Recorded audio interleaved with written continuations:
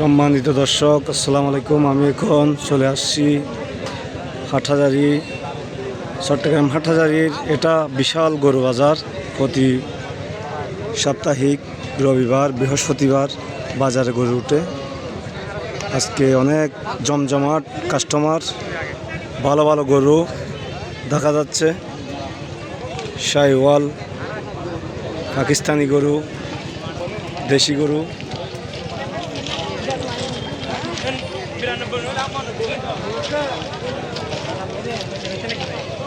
वो खरीद है